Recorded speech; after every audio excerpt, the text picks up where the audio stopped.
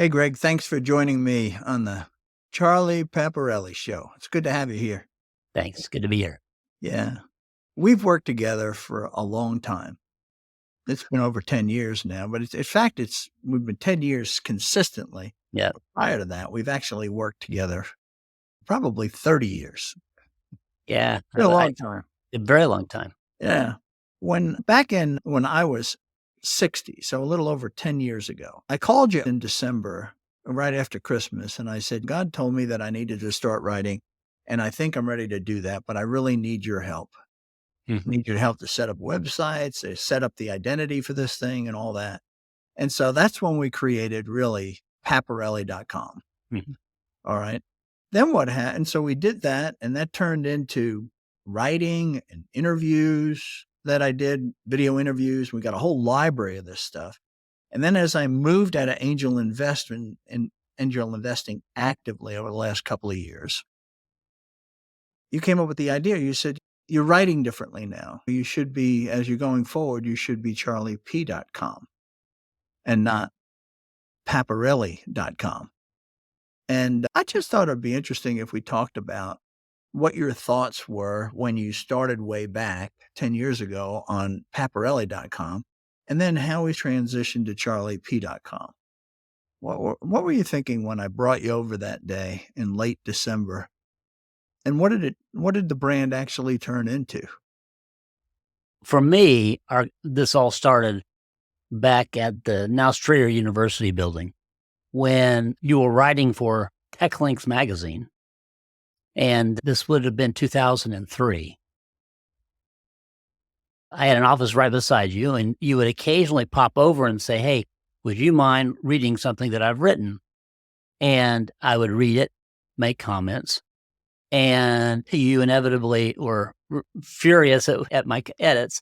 But you would tell me I always like what you said. Everybody thinks they're a great writer. Yeah. And they're not. That writing is a skill too that has to be practiced regularly.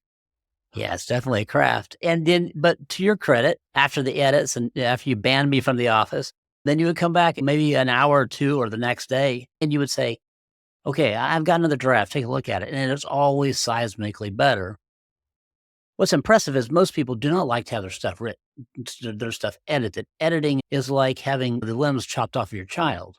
And so it is a really difficult process because when you put yourself emotionally on the page, there's a sense of your own identity that's there. And then to have it in some way critiqued or suggested to be improved, but you were good with that. So that's one of the things that I say to people now. I don't know that I said it before, but I'd say, you might say something to me and I'm going to get emotional or fight back. All right. And because I really do think I'm right. But I say, know this, that I never leave any conversation without continuing to think about everything that you said. All right. That has been part of my operating system as I've gone farther. And I think that's really helped me. Otherwise, you just write and you're damn right. yeah. And Yeah. that's the end of it. And you move on. But I Yeah. really do think about it. But when we got into paparelli.com, I remember us sitting there and whiteboarding the thing and saying, who's it for? And what does it look like? And you started, what were your thoughts back then when we moved from TechLinks, where I was just submitting articles every couple of weeks or every month, I guess it was. And then we started actually publishing, what was it? Was it once a week we started, or was it more than that? It was more than once a week. It was twice a week. And it was interesting because it was clear, especially from the tech links, that you had a message, and you were able to convey that message in such a way that an audience was interested in what you had to say. I remember they did a couple of reader surveys, and every one of them had your articles as being the most read thing, the most commented thing they had. And so I think that told you is, okay, I've got words here that people want to hear. I have thoughts here. Yeah. And the question now is, now that TechLinks doesn't exist, is how can I stay in front of that audience, stay relevant to that audience? And also, how can I still communicate what I've learned and what I am learning on an ongoing basis. And of course, an email list and a blog is, especially back 10 years ago, that was the best way to do it. Yeah.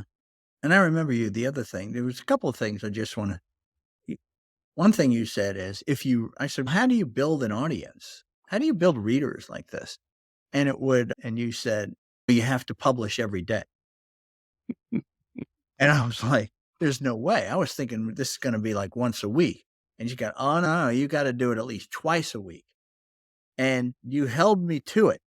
You would call me up and say, hey, it's Sunday night. I need to publish this thing on Monday. Where's my article? I need time to edit this thing too. Or if we need to discuss it, you need time to fix it. And that's made it real, which is the reason that I went to you to start with. Yeah. I remember when I tried to do this myself, I'd get blown up because I would have to keep the website, and the website got me all twisted up into what it should look like. And then I found, the heck with it. Mhm. All I did with you is that I'll write it and then I'll send it to you, and you'll get it up there. You actually, That frequency issue, yeah. the first thing. And there's another component to that though. It wasn't just that you would write it and then send and then it just gets published. It was that back and forth on the articles and working to make them the best they possibly could be. And what was really made that process fun was that you really wanted to not just churn out articles, but you wanted to churn out good stuff. You wanted to put out stuff that really communicated clearly with an audience. And it goes back to that writing. And what is the old quote? This is that writing is rewriting. And so many times, it doesn't matter how much experience one has, the first draft is really just that. It doesn't say it. It says it from your own perspective, from the writer's perspective, but it doesn't really talk into the audience's perspective. And it takes another go at it, pass at it once or twice, Well, and it is. when I look back, you've done something over these years in editing my stuff. I felt like when we started Paparelli.com, those first articles that were coming, you had this tension between editing and encouraging. Mhm. In other words, you said, look, this guy's probably going to be a 3 on a scale of 1 to 10. Let's see if I can get him to a 4. All right. That you didn't press and go, let's tear this thing apart. This is going to be something that's going to be on a shelf somewhere forever. And all. It was a blog. Were you saying, how can I make this guy a better writer? That's what I felt you did. And I thought that's one of the skills that you have, which is very unusual. That it's, you got to realize where I was at the time and said, how can I just move him a little bit more forward? How do I get him a little bit better?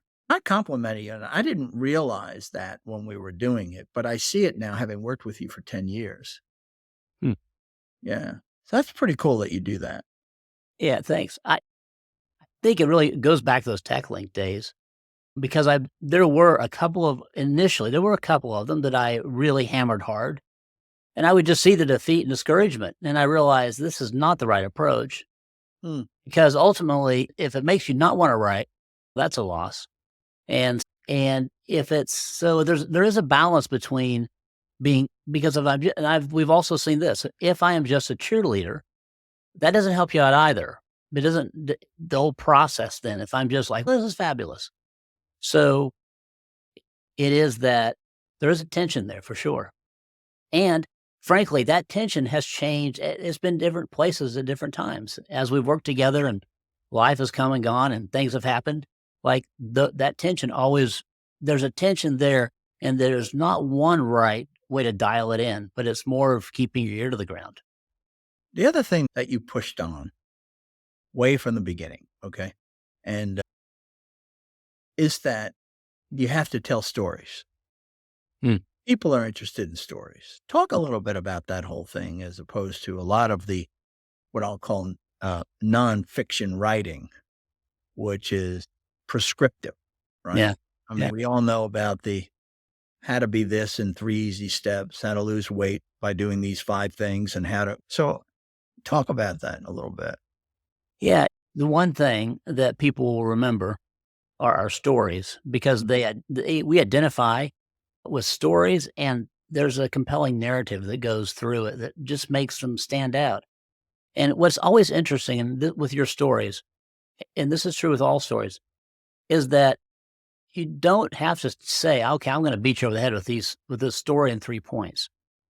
Because oftentimes a story told fully has its own truth in it for the person that's reading, and they will get something out of it. I remember one time you saying that different people had said about something you had written that it had resonated with them, but each one of them had said something slightly different in terms of how it had impacted them.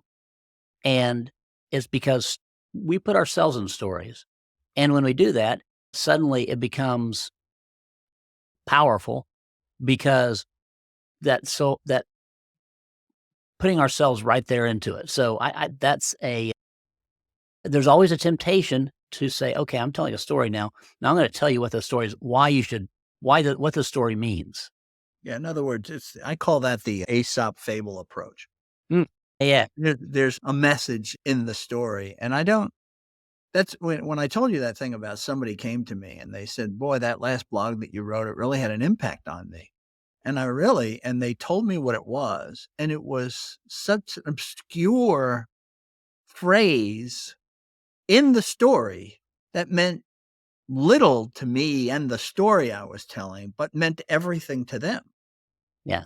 That was the connector for them that made a difference. And Yeah. that's what I learned from it. I said that the thing is to be transparent and to tell the story that way. What have we learned about what stories resonate? There's business stories, right? And then there's very personal stories about family and faith and all that. There's stories around my going to AA meetings. There's stories of dealing with addiction. There's stories about my kids, right? What stories seem to connect best with the audience that we've developed over these 10 years? There was a lot of talk about how the importance is relatability. And now there's a move towards something that you have done all along, and that is transparency. And it's that because transparency is being authentic. It's the surest way of authenticity. Mhm. And even when you tell stories, and it's clear that you're not telling those stories to make yourself look good, you're not telling those stories as some sort of aggrandizement. I just butchered that. Amazement. Yeah, thank you. But if you're just telling it as it is, as it lies, then it is a much more powerful, and it's really the only way to do it, because the readers sense artifice. And when you do that, What does that mean? They spend artifice. fakeness, they see something that's a facade, and then mind immediately goes to, okay, what are they hiding here? Why are they not telling me the whole truth? And as soon as I start to question it, I'm ready to go into something else. Everyone's a swipe away from something that's more interesting. In the world of TikTok, we all have short attention spans, and it's something that's really authentic, and it telling a story that's clearly something that comes from the heart. And it's why your stories, whether they're business or personal, the stories that are profoundly just wide open. Yeah, Look, you're trying to find the words for this. So what are yeah. those stories? Like those stories, Oh, it's real easy. It's a story that you instead of saying they're profoundly wide open, uh, like you're yeah, searching yeah. for what is it? What is it? What Okay. is it that all of a sudden we get this tremendous readership for a particular story and lots of comments on LinkedIn, right? Yep. Yep. Yeah. And I tell you what, the big thing is the story makes you look bad. Your willingness to tell stories that are so authentic that no one else would be that transparent, to look that not perfect, or maybe even not good, but willing to own that story and tell it. That's the gripping stuff. So that's it's the antithesis of posting on Instagram and Facebook. Yeah. It's all about making yourself look good and make people jealous of you. Yeah, exactly. Well, It's and it's a life highlight reel, yep, right? yep. Makes other people depressed. And frankly, it's everyone sees it as a facade. And especially in terms of impact, it is interesting to look at things on Instagram with the beautiful people doing beautiful things. That is interesting, but they will never impact my life. Telling a story where it's truly transparent is the stuff that impacts, the stuff that So it makes actually, think what it does is it touches those deep, dark secrets in the reader's life yeah. because they don't want to talk about them. But it's, oh my God, there it is. Yeah, Not just me. exactly. And that's the thing is this, what is it? No one has unique secrets, and there's no one that has everyone has these experiences that they would rather not think about, let alone talk about. And there's something about shining light on issues and problems and life experience in the form of stories, because here's the other part of stories is that it inherently is not a lecture. When you tell a story, when you write a story, it's just the story. It stands on its own merit. A person can draw these conclusions from it. Frankly, if I'm not smart enough to get the life lesson out of that story, making it 3 bullet points, not gonna make it stronger. In fact, if anything, I'll resent you for telling me. But if you tell me a story that I understand, that resonates, then that's just powerful. Yeah. It's interesting that we brought I think you brought up an example in one of my blogs here recently of something that I wrote about this marketing professor PhD. That's when I really started to understand story is that morning she came to visit me. I did a presentation Mhm. and it was a presentation and it was the 5 success characteristics of the 5 characteristics of a successful entrepreneur. And I told her, "Yeah, I just did that this morning," and all. She said, "Well, what are they?" And all I could think of was 3 of them. And it was so embarrassing as I tried to shift the conversation to something else. Yep. And you rightly said they probably were good characteristics, but there wasn't really this personal story base behind them. Okay, so they just became a really sort of smart list Mhm. as opposed to something that was a part of my DNA, if you will. And there's really a couple of components to telling those kind of stories, but and one of it really starts with an examined life. Because if you don't spend any time examining and thinking about life and what does make stories, it turns into we just live life and life goes by. But if we take the moment to think back and then capture, you could have easily just experienced that bit of momentary chagrin and then moved on down the road. But the fact that you took the time to think about it later is really good. And then the fact that you wrote it down is even better. And that's all good for you, not for anyone else. That's the selfish way to learn. But then to write it down and be willing to publish it and still look like an idiot, to still be authentic, then it's really helping lots of people. It was, in effect, admitting that moment of embarrassment, Yeah. right? I mean, Yep. Yep. yeah. One of the things when I got into very personal stories, I remember my job was to write the story and then so spill my guts in a lot of cases. And not every story was this way, but there were some in there that were like very personal. And I would send it to you. My job was to send it to you. All right. Your job was to edit and publish it. Mm. And I remember thinking, if I had to publish some of those stories, if that was my responsibility, they would have never been published. Interesting. Why? Yeah. Because, wow. I sit there and I say, this is too much. This is too personal. This shouldn't go out. And those stories were the stories that got the most impact. Yeah. Okay. I would sit there. It's not, oh, yeah, I just want to throw it all out there. That's great to write it all down. And it felt good to write it. And it was a good story. But I just didn't have the nerve to publish it. So that's something to say. I needed you to have that responsibility. Mhm. Okay. Mhm. The other thing I needed you for is to make sure that I didn't put just junk out there.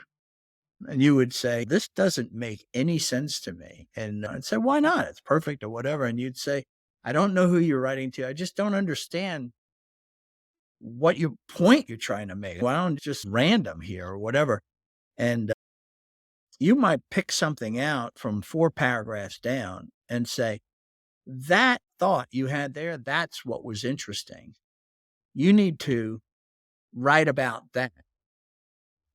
And so Yeah. that was a line again. You mean how many times you'd say, if I tell them to rewrite something, it's never gonna, I'll never see it again. Okay. But go ahead, talk. When when writing things, we have a way of thinking of it in our head. And it's chronological typically.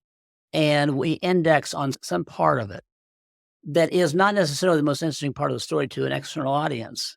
It's just simply the way that we compose it or concoct it. Mhm. And that uh, there are a lot of times, in fact, for most stories, it's usually that preamble, the stuff that people have to say. Sometimes it's out of pride. Sometimes it's just out of setting. They feel like the story has to be set up a certain way. But in reality, readers are smart. And if you jump into the action, if you jump into that point of tension, conflict, then you grabbed them and it's suddenly interesting. And this is the same with making videos. I've seen this, is that it has to be grabbing people at the place where there is some reason for them that's compelling to say, I want to stay engaged. I want to stay a part of this. And how important is it to be when you're writing or when I'm writing is to be, when you talk to people about writing, to focus on the audience? And how is that something I know in speaking, I Yeah. find that always to be very important. But what about writing? Writing stories. I mean, Yeah. The point of tension by knowing what the audience cares about. mhm. And if you don't know what the audience cares about, it's really hard to say, okay, this part's more important than the other part. In fact, maybe if you were just say writing to children or to Kathy, you'd tell a whole narrative. Like they want to know every little detail about everything. But it's that impatient reader that you're talking to that's going to demand, okay, now get to the good stuff, get to the stuff that I care about. You don't know what the good stuff is if you don't know who you're talking to. So who were we talking to at paparelli.com? It was people who are angel investors and primarily entrepreneurs. And the entrepreneurs were people that were in the tech space and the kind of investments that you've made over the course of your lifetime, and also, frankly, the group of people that you had standing with. So it made sense to talk to those people because you weren't just random. You were Charlie Paparelli, someone that they knew of. It is interesting too, is when I started, I was thinking prescriptively, like, how do you raise money and how do you name it? Okay. How Yeah. do you start your company? How do you find a partner? How do you, and that's what we find out there on the web. And that's what I think AI is actually replacing. Hmm. Yeah. You want a how to thing, just do some sort of search in AI and it's going to give you 10 bullet points. And it's pretty good. Yeah. Yeah. Find these articles because there's so much of that out there. Recently, one of the articles that I remember got pretty good feedback was the story of me getting sideways with an entrepreneur, Mm. and that I was taking too much control of this company that I had backed for him to run. Yep. Okay. And it really gets to like, who's running this thing, you or me? Hmm. That whole idea of the investor going crossing the line, Hmm. okay, was that got a lot of readership on that, a lot of connections, people saying, "Oh, yeah, I made that mistake," or "I've have investors that are like that." So again, and that was done through a story And because with it no was, connection, with nothing that says, "And here's how you avoid it. yeah, yeah, Here's the 3 steps." It was just the story. yeah, The yeah. solution's in their hands, okay? Though defining a problem is always the biggest part of the solution. And it's like having two audiences with that story, going back to the entrepreneur and the angel investor. And of course, the big thing is that you can look like a jerk and you're okay with that. And that to me, that makes everything else you say incredibly credible. Yeah. What you said is important. This is what I always, when I'm talking to entrepreneurs, that thing you said about defining the problem Hmm. is the most important thing that you can do in getting to a solution. Hmm. And that's what happens is we say, oh, I've got so much to share 30 years, 40 years or whatever of startups and raising money and meeting people and finding other investors and all of this, or hiring people or growing leaders. And it's really, so it becomes more about what I know, not what you care about. Yeah. Yeah. So I'm not defining the problem. I'm defining my opportunity of what I want to do. Okay. And that happens in startups. This is a really interesting technology. I'm very excited about it. I want to work on it. What problem are you solving out there? Hmm. And it stops them dead in their tracks. They don't know. They don't know what the problem is. And this is where we get to a thing called product market fit. And I think once you have product market fit, that means you did figure out what problem you actually solve and you came up with a solution that people are willing to pay for. That's the definition for me of product market fit. What's But usually biggest? writers have that same issue. Yeah. And what's the biggest for entrepreneurs? What is that biggest, or that prevents them from? Why do they typically get it wrong? They get it wrong because they believe it, and they fundamentally believe, Hmm. this is again my opinion, is if they build it, they will come. Hmm. Versus let me go and speak to them, okay, and find out. I remember Bob Lasher, who is a partner of mine, as a sales guy. I'd say, I don't understand how you sell stuff you don't understand. You don't even understand the technology or how it really works, okay? And he'd say, yeah, but I used to go into people and I knew the area of the problem that we're trying to solve. And I would just say to them, I would get them into a conversation and then say, how are you doing it now? Hmm. And that would open up the discussion about what they're doing and where the shortfalls are in the solution that they've come up with to solve this problem. And that would give me all kinds of openings to start talking about what I offer that might make it a little bit easier for them. And that's how we sold. And Is there a reason why this is hard for entrepreneurs to do at times, or is there a multitude of reasons? Does this boil down to one or two things?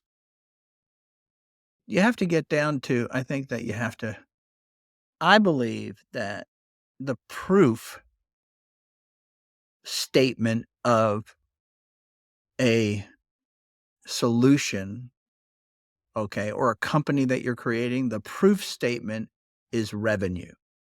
Mm. Okay. If somebody is willing to give you money for whatever you built, Yeah. then you have the beginnings of a company. Now, what it might be is it might not be economically feasible because what it takes to provide the solution, Mhm. they're only willing to give you something less than it cost you to provide the solution. All right. And if that's the case, then you can't stay in business because you'll never make money, which is the definition. If you can't get to profitability, you have no sustainability. So they get stuck on just the solution. Everybody's interested. I'm talking to these 5 companies. I've got proposals out. It's all great.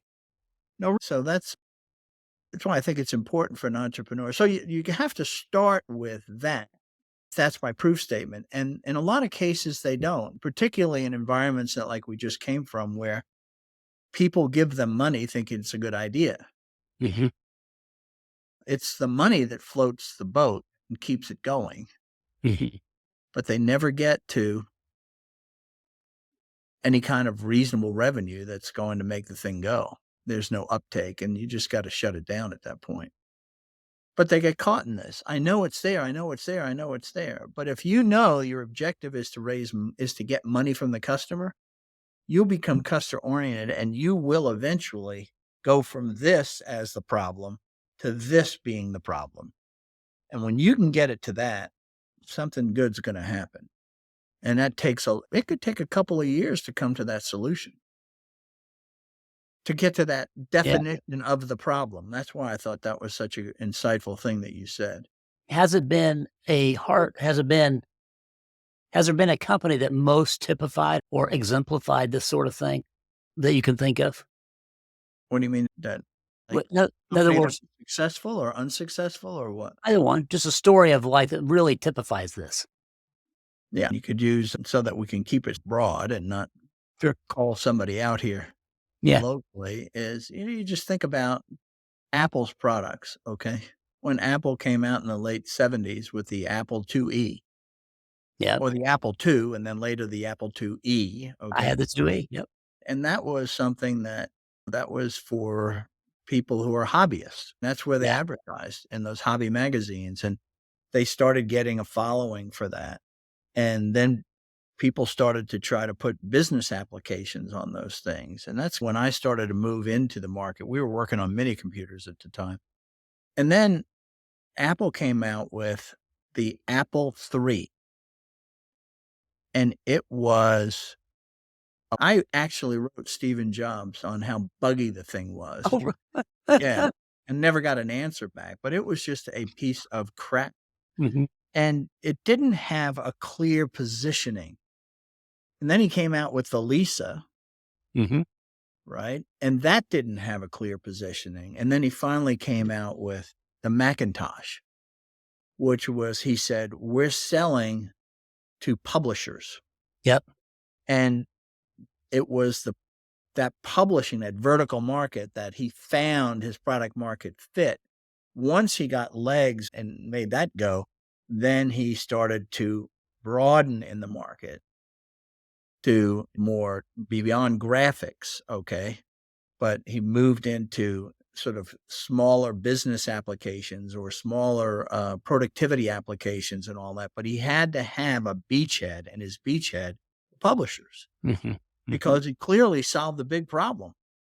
You could do it faster on a Macintosh than you can do it the way you're doing it now, like way faster. Mhm. And you could be really even more productive, more creative because of all these options. He understood that piece of the business.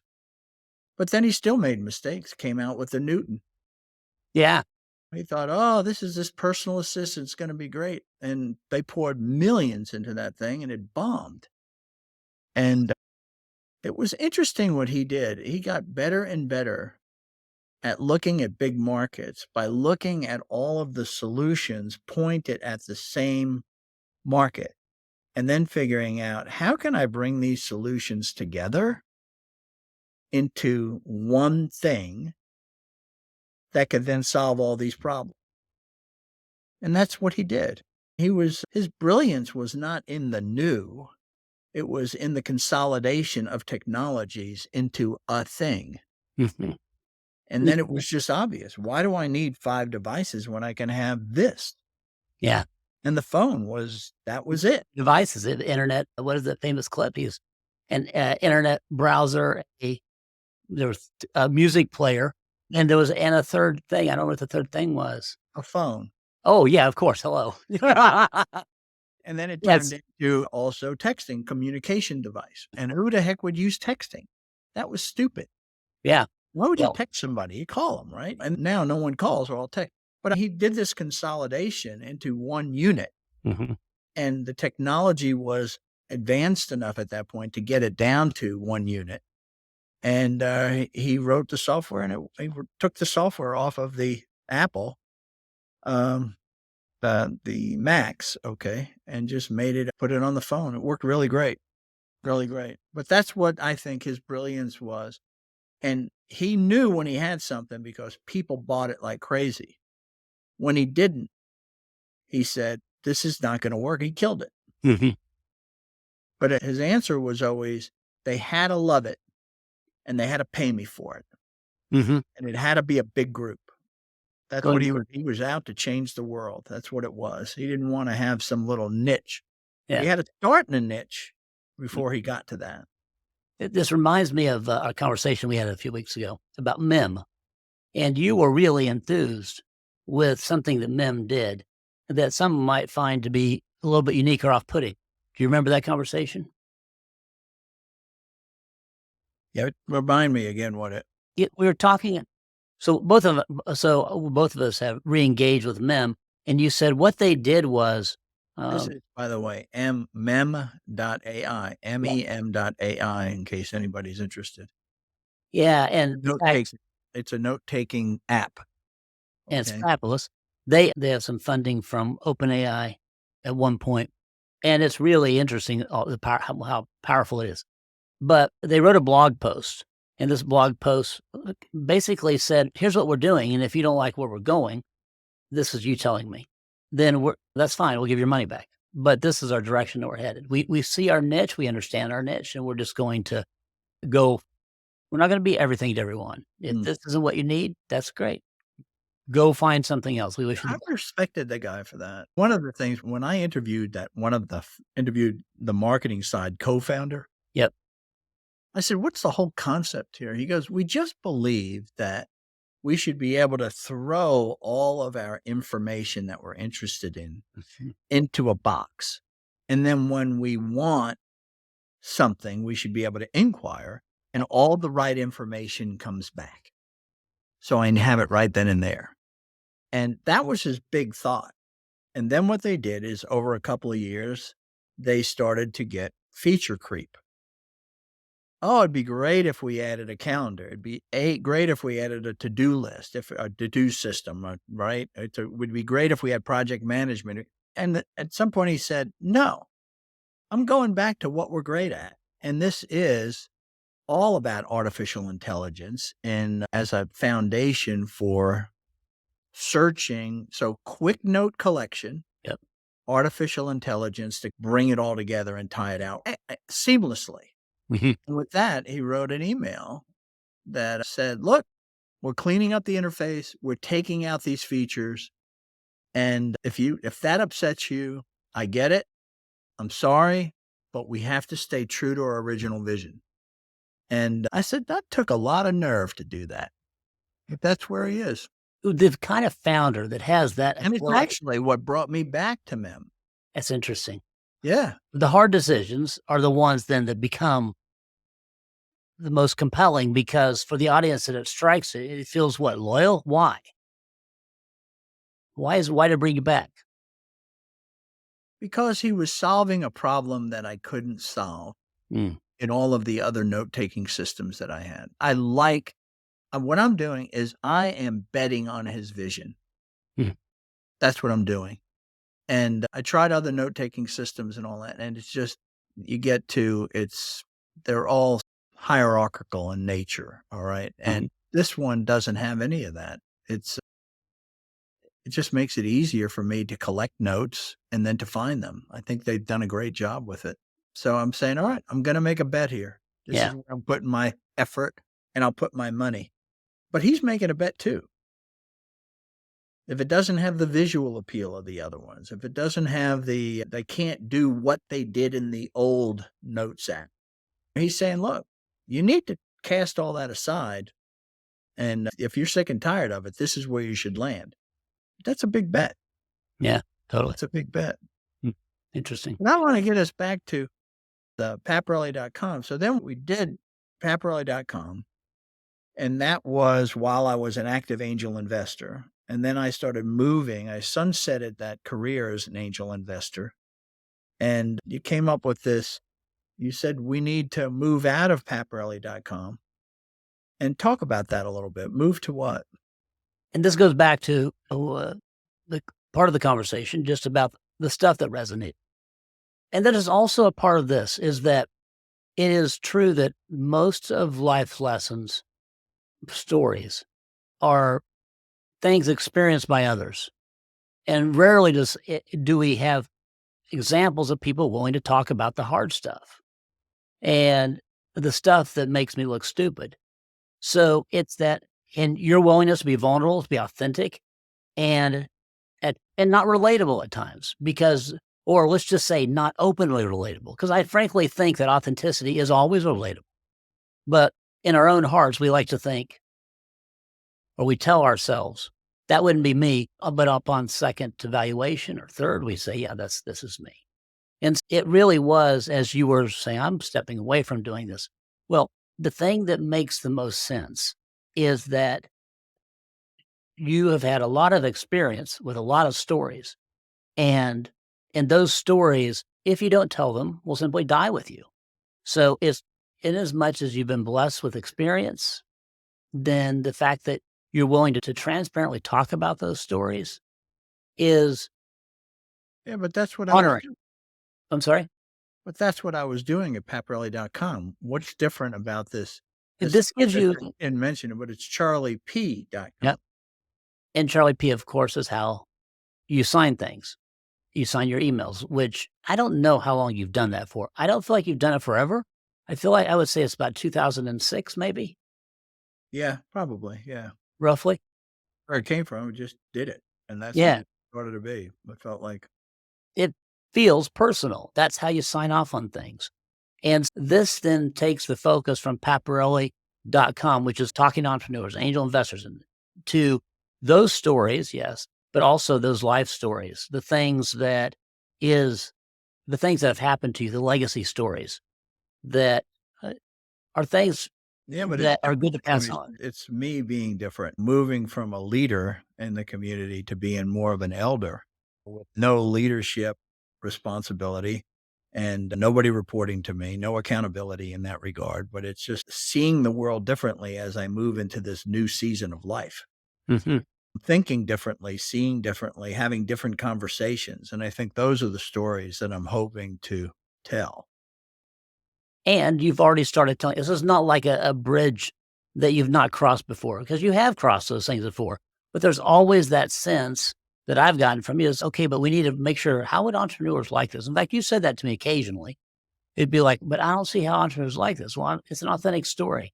So this sort of it just gives you the freedom to tell those stories Mhm. and to talk about those things, which relates to being an entrepreneur or an angel investor or just someone who that story applies to.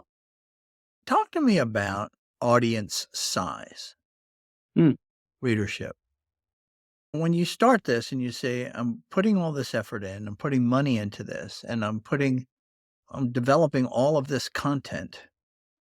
Why shouldn't I be looking to get an audience of 1,000,000 people or 2,000,000 people and we have absolutely not done that. We haven't followed that path. Mhm. Talk about that because it seems antithetical.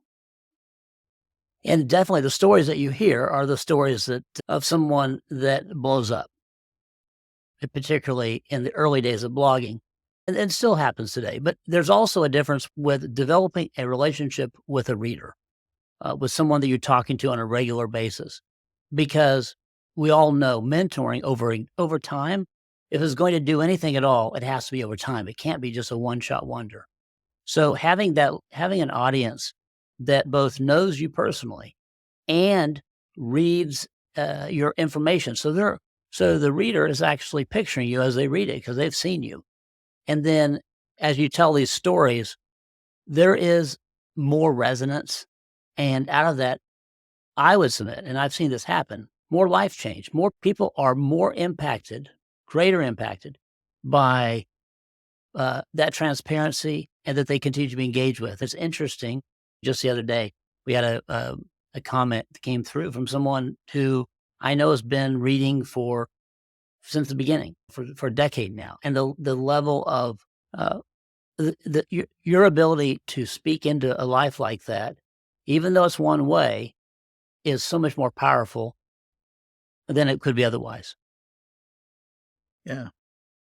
So it's what was it? Seth Godin, is he the one that or Godin? I don't know how to say his name. Yeah.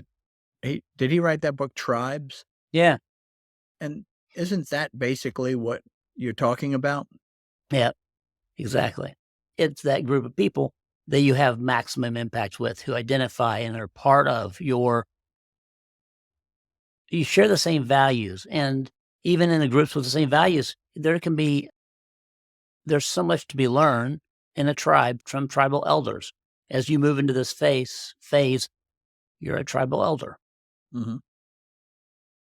Okay.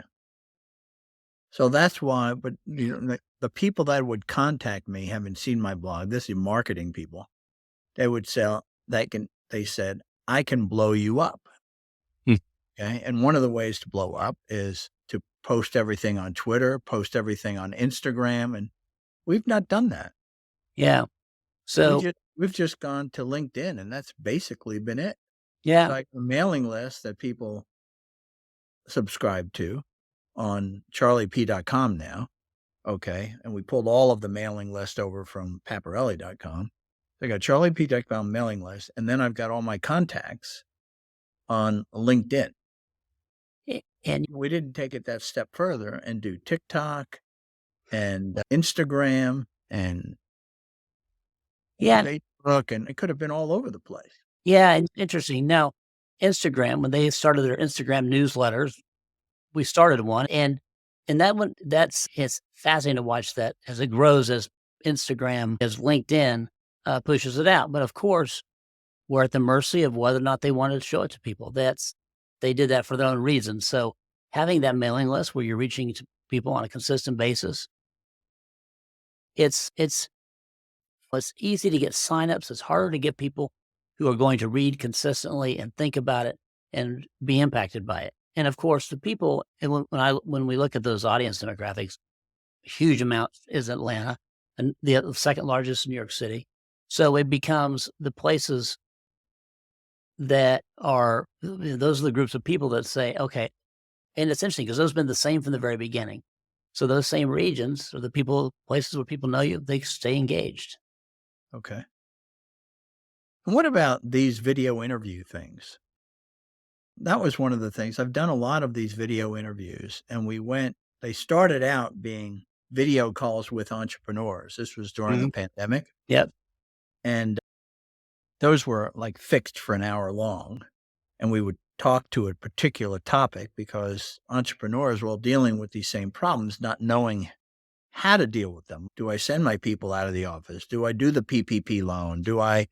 Where's the best bank to get the PPP loan? How do I have to pay this back? And do I lay my people off? Do I keep them on board? Or whatever it is. That's what we did with the video calls with entrepreneurs. But that led to interviews. And the interviews basically are what I did when I met with entrepreneurs. I never met for 15, 20 minutes or a half hour. I used to meet for an hour, 2 hours, always, because I wanted to know their background. Okay. I wanted to know that this was their time for this idea. And there was this intersection. But those interviews they're like 2 hours long, and some of them are 220. And I look at the number of people that actually have listened to those interviews, and it's very low compared to millions of podcasts that have thousands of listeners, if you will. Yeah.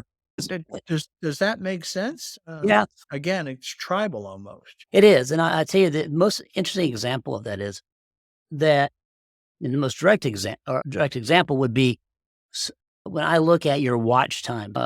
I think I have something like roughly 4,000 followers on YouTube, and you're around 500, I believe. But the difference in our watch times is that you will have many more hours of watch time every month than I have. Now, I have not posted in a while, but even when I was posting, you still had it. And so what it said to me is that in-depth interview that you were doing is that when people started it, were engaged with it, they finished it because you ask good questions, and those questions are interesting. And so it's a difference. Once again, it's the difference between going deep and wide. So what has been most challenging for you in working with me? Biggest thing has been twofold. It's the pacing of things. It's interesting because I learned early on that the thing that you most, our interaction and my editing and my pulling things apart, poking holes in things, and our conversation around that is the stuff that you most value. And if I'm not doing that, it feels to you like there's just nothing happening. It doesn't matter. I can have a 3-ring circus dancing around holding up signs, and it would feel like it was zero. That's Yeah, that was, and what's interesting is I've learned that lesson now a couple of times because, life gets busy and I'll be working on something and I'm still running, but my feet are all underwater and no one can see the feet running underwater. So it's our No one interaction. being me. Yeah, Right. exactly. We're not interacting. Yeah. You feel You're like, not nah, paying any attention to this. yeah. And I know this is the beautiful part, frustrating too, is that if I don't actually rip up your articles, I don't dig into them and find some stuff. I just go, yeah, it's nice. Even though they may be really good, you will say, I need you for, you're just liking everything. Now, so I know that it's that really thinking engagement that's the key. It is, which is just interesting as you say that. That's why I contracted with you 10 Yeah. years ago. Yeah. 'Cause I said, "I know I need that Mhm. interaction. Dude, I can't just sit in a room, write the stuff, email it to somebody, and then it gets published." It's just there's I don't know, there's so much value in the interaction. You've moved me along from a level 3 writer to a level 3.5 to a 4 to whatever the heck I am now, I don't know, okay? But it's the other thing that happened is people call me and they, contact me and they say, "You have so much good stuff. You should write a book." Yeah. And there is a book in you at some point. But I tell you what, would still submit the old way of thinking was you put out a book of your story and you'd be done with it. Of course, we all know that the things that impact people are the things they engage with, not just over the month that they get the new book, but it's really the thing that they engage with month over month over month, year after year.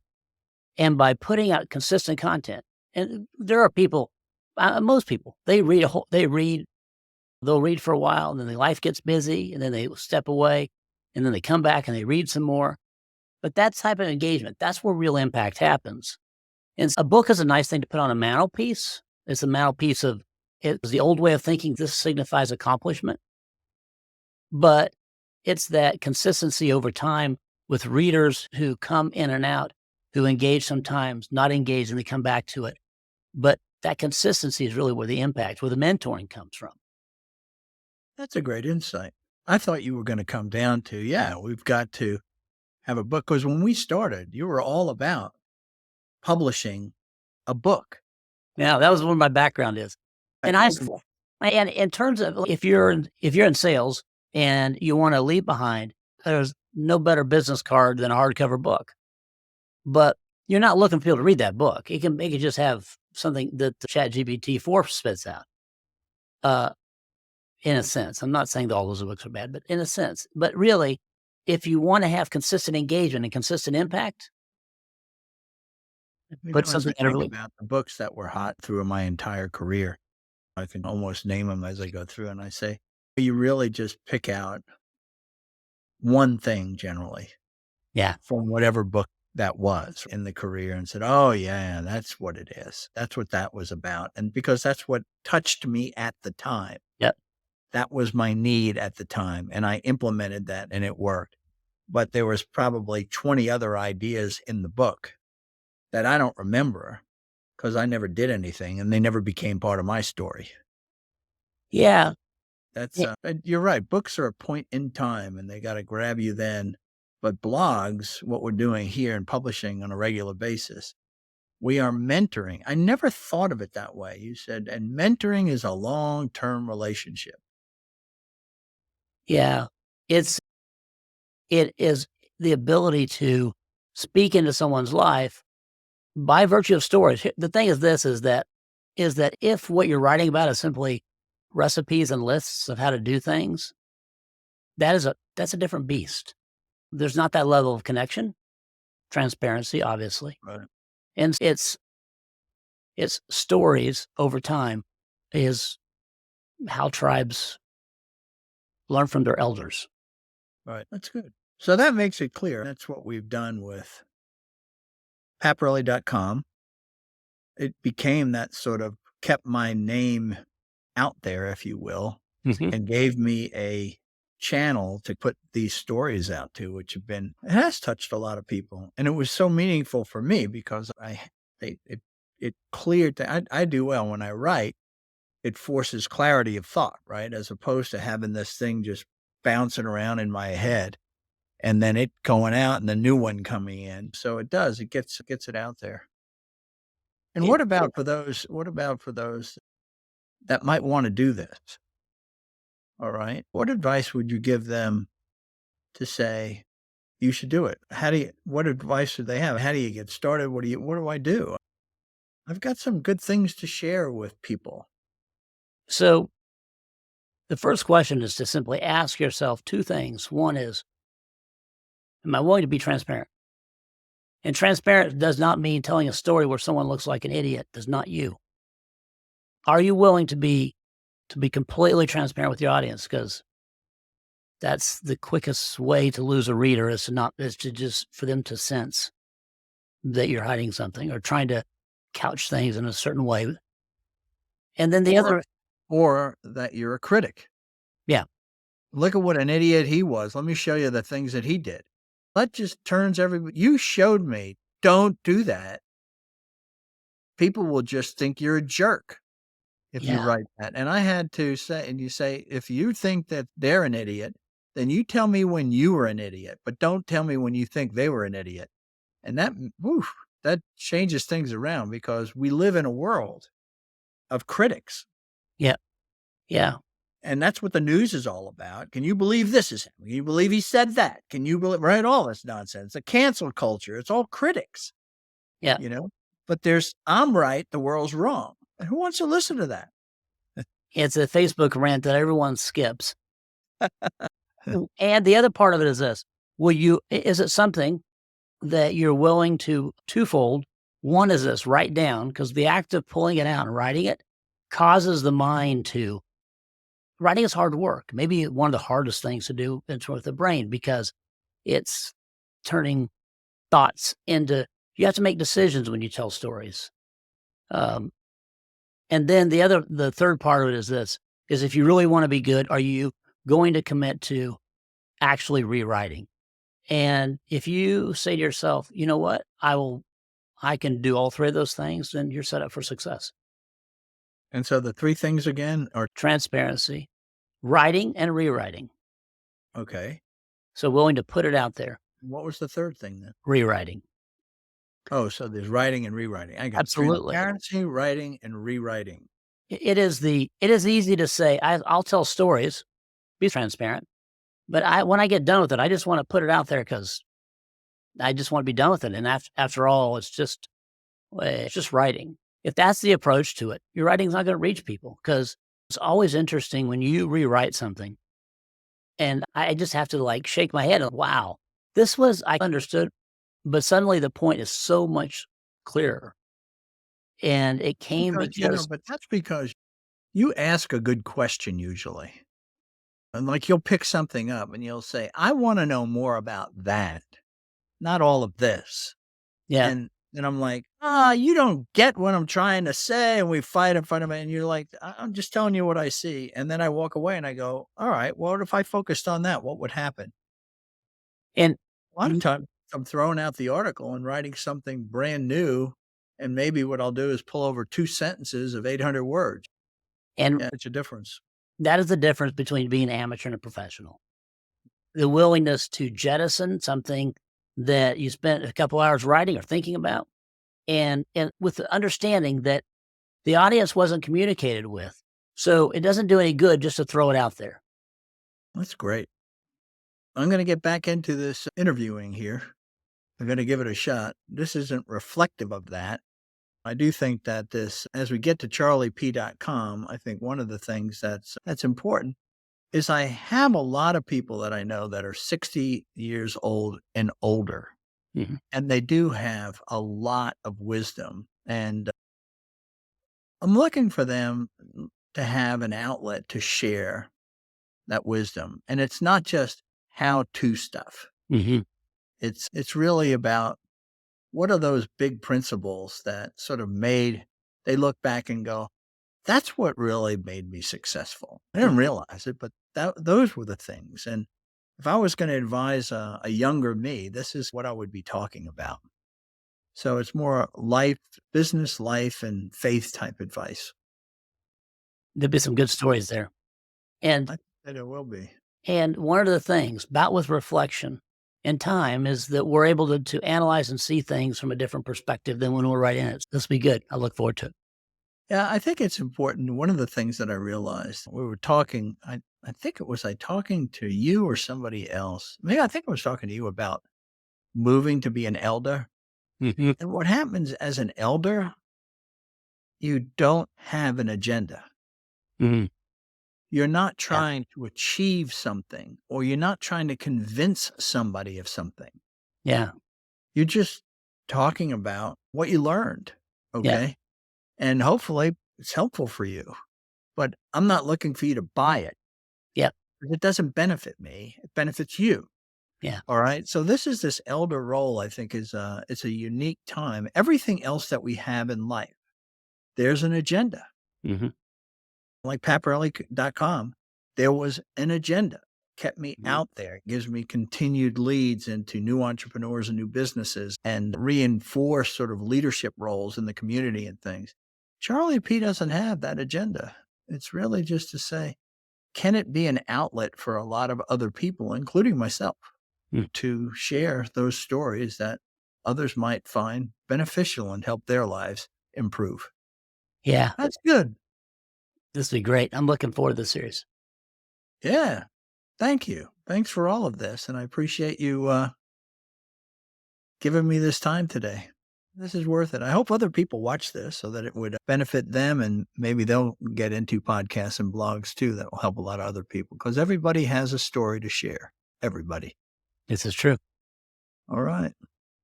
Thanks, Greg. Thanks. This fun. So now do you want me to do the intro? Yeah, that was Charlie. You're so good. This was a lot of fun. That was really good, and I felt super comfortable. Yeah. So it was one of the things they've technically We're still done. recording. That's okay. Oh, that's cool. Yeah, of course.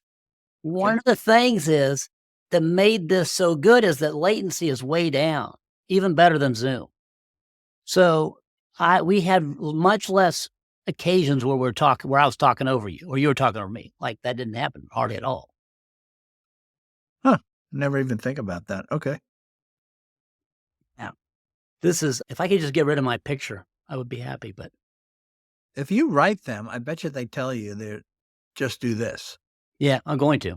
I'm sure that they have that. Yeah. We'll see. But do you want me to do this little intro? Yeah. Just to have it say what I had to start with, okay? All right. Welcome to the Charlie Paparelli Show. In this series of interviews, I'm focused on gaining business and life advice from accomplished for-profit and not-for-profit leaders. To be sure to be notified when one of these interviews is published, submit your email at charliep.com. Today, my guest is Gregg Hinthorn. Gregg is the founder of Hinthorn Publishing. He is a marketing maven focused on helping faith-based nonprofit organizations communicate clearly to their constituents. Gregg is also a successful creator in his own right with over 400,000 followers on TikTok. I should let you know that I am a happy client of Gregg's for the last 10 years. He is the genius in the design and publishing of my weekly articles and video podcasts on charliep.com. Gregg, welcome to the show. Happy to be here. That's it. That was awesome. That was awesome. Honestly, here's the thing. Is you doing that at the end, like I just felt all warm inside and I felt no anxiety. If that had been at the beginning, I would have been like, I should have done that shot of whiskey. All right. I just had to figure it out. All right, good. This is good stuff.